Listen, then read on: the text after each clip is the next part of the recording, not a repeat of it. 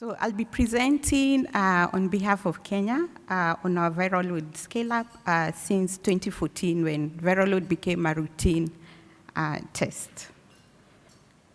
So that's the HIV epidemic in Kenya. We have a prevalence of about 4.9% with about 1.5 million people living with HIV. Obviously, women are more than men, like in many other parts of sub-Saharan Africa. In terms of incidence, we have about 52,000 new infections that occurred in 2017, but this has really gone down over the last decade. And then in terms of the adolescents and young people living with HIV, about 105,000 of adolescents living with HIV, and about 184,000 of the youth 15 to 24 years. So this slide just shows our scale-up in Kenya since 2003. Over the last 14 years, we've been able to put over 1 million people on treatment. Currently, about 1.1 million people are on treatment.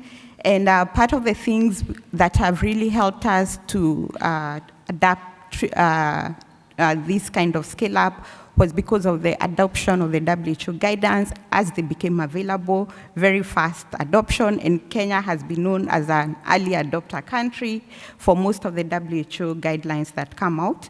And one of the things that we have now continuously done since we began test and treat all in 2016 is the introduction of differentiated care. And as you can see down there, there's a rider because we have started to introduce community ART in some parts of the country. So in terms of viral load monitoring, our first policy guidelines actually regarding anything about viral load came out in about 2005. And our guideline at that point said, where available, viral load tests could be done for those who suspected treatment failure based on clinical or immunological criteria. At that point, we did not have molecular testing available in the country, but at the end of 2008, we had a research lab that was already doing testing. In 2010, our 2010 guidelines introduced targeted viral load testing for all with suspected first-line treatment failure. And since then, there has been a gradual increase in the capacity for viral load testing. So from 2014 to our current guidelines, we've had 3 guidelines, and in all of them, we still recommend routine viral load monitoring for all PLHIV on treatment. And the frequency for this is that for new patients, we monitor at 6 months, at 12 months, and annually thereafter.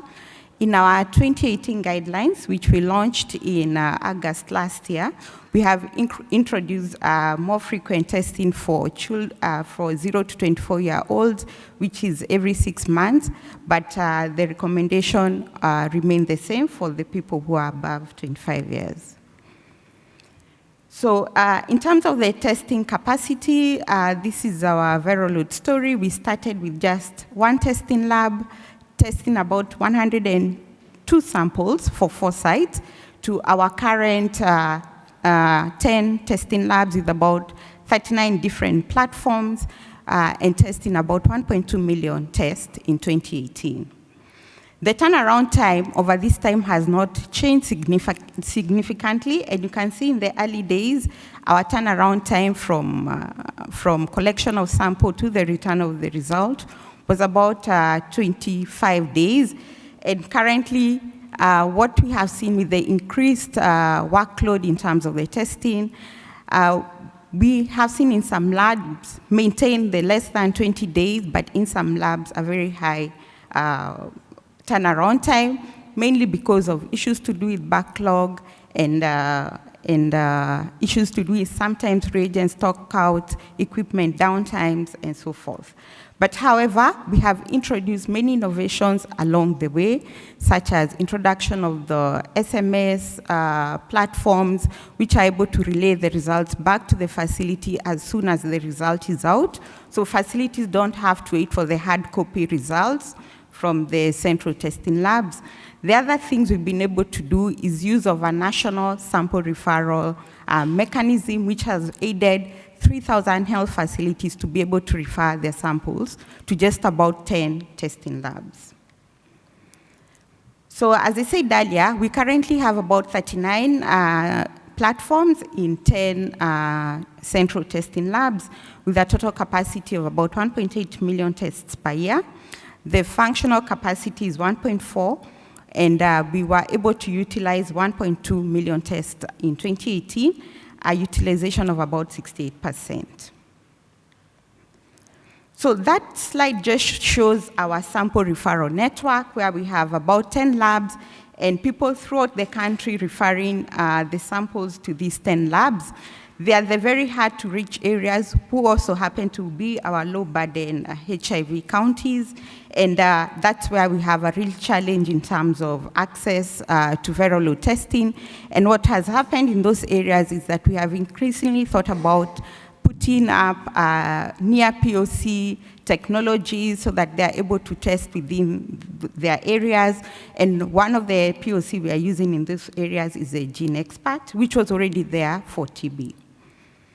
In terms of sample transport, we used a mixed model. We have both a national contracted courier through G4S that is able to transport from a lot of the counties, but we have some very hard to reach counties who don't have this kind of service. And in those kind of places, motorbike riders have been used to take the sample to the nearest hub, and then from the hub, the courier company can be able to come and pick.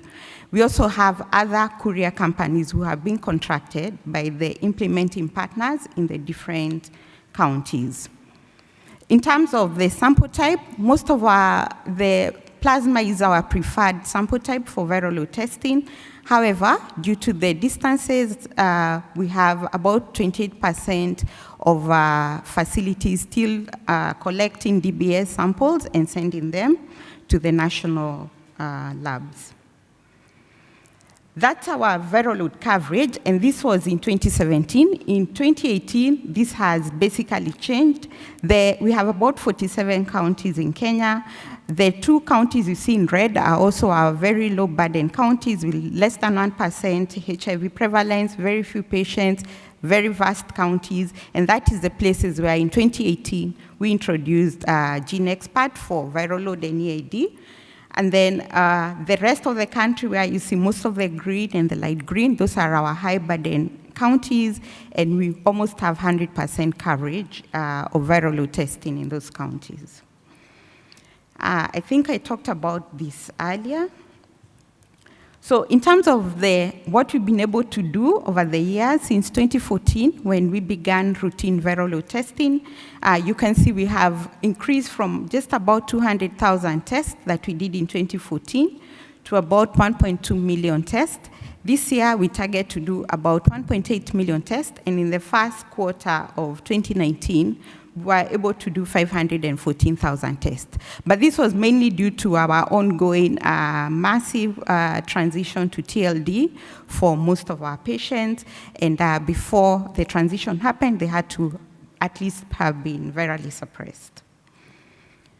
So in terms of outcomes, our viral suppression is about 80%. As I said earlier, over 70% of our samples are done on plasma, and the rest are DBS.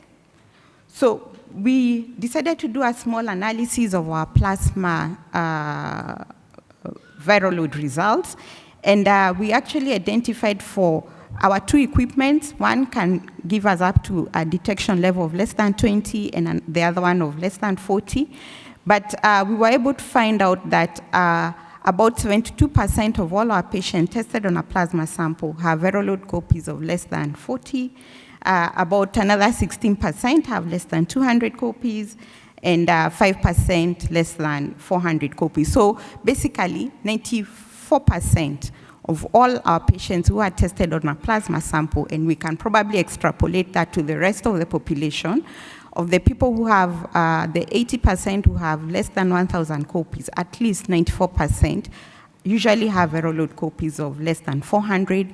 And this for us has made us change our guidelines a bit. And for patients who have copies more than 400, now we refer to them as our low-level viremia patients, and we are having a different kind of monitoring for those patients because we consider them our high-risk patient together with those who have high viral loads.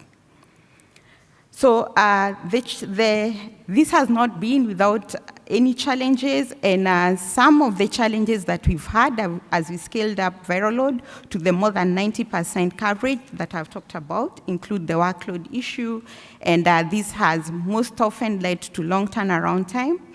We also have issues of non-adherence to the repeat testing guidelines for those patients with high viral loads, which we have tried to work on. Then awareness and literacy of PLHIV on the viral load test, and also funding sustainability. And some of the best practices that have been done, both at national and facility level, in terms of really supporting this scale-up, is use of color coding to ease identification of patients with high viral loads who can then be discussed and who can be enrolled in the viremic clinics. There's also been the issue of facility viral load cascade, so the facilities are able to know who needs a viral load this year, have we done the viral loads, what are their results, and what is the outcome, and what are the actions we need to take. Introduction of high viremia clinics has helped also, weekly review of results, peer-to-peer support, and really strengthening the lab clinical interface. At national level, we've had the use of remote login, where facilities are able to remotely log in their lab requests, the data in the lab request forms directly into the central testing lab systems through their LIS. And because of that, when the results come out, usually the TAT within the lab is about 10 days, then they're able to get their results back. And then the use of viral load champions, the viral load TWG, which is multi-stakeholder. And we have a very robust viral load website, which can be accessed anywhere in the world, and you're able to see the dashboard. But for facilities, they're able to log in and using a password, and they can see more details about their facility. Then the use of high throughput equipment and placement rather than procurement of equipment has also helped, and introduction of point of care technologies. Thank you very much.